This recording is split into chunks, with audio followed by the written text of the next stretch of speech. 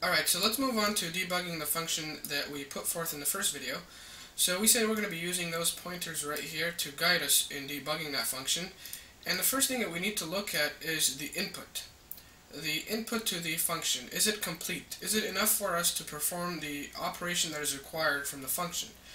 And we see that what we're being passed here is a pointer to the head of the linked list.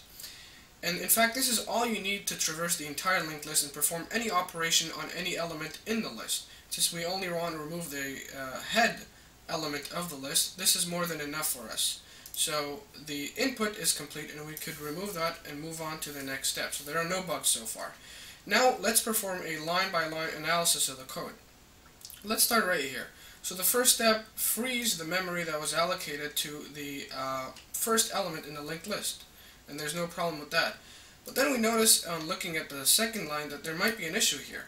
We have essentially freed the memory right here, and the pointer is pointing to null right now. This pointer that used to point to the first element of the list is now pointing to null because that element was freed. Its memory has been freed. So what you're doing here is dereferencing a null pointer, and that's a bug. That does not work. So you're going to have to fix that. You can't really free the memory, and then you've essentially lost your pointer to the list. After this step, you have no way to recover the list because you've essentially lost it in memory.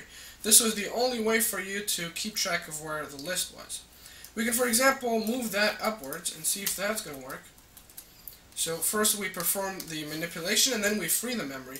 But we notice here that once we let this statement execute, what's going to happen is that the pointer is going to start pointing to the next element in the list. And when you free the memory allocated to that element, you're essentially freeing the memory of the second element and not the first element. So you're removing the second element and not the head of the list, which does not fulfill our purpose.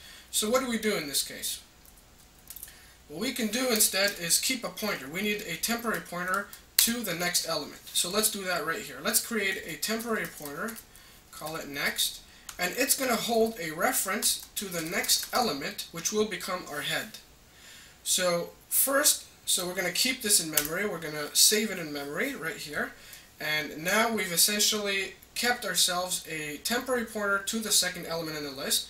We free the memory allocated to the first element in the list. And then right here, we set our head pointer to point at the next element. And so head is going to be pointing to the second element in the list, making it the first element of our linked list. So this works better. So we looked at the line-by-line analysis and we fixed one bug. Now let's look at the output, or whatever the function is supposed to return or update. And because right here we're passing, C elements or arguments are passed by value.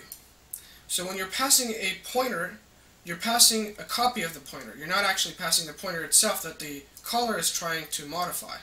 So when you're passing this head here, or pointer head, you're going to be dealing with a copy right here. When you modify it here, thinking that you're actually modifying the head of the linked list, you're just modifying a copy. Once this function finishes execution, this copy will be deleted from memory.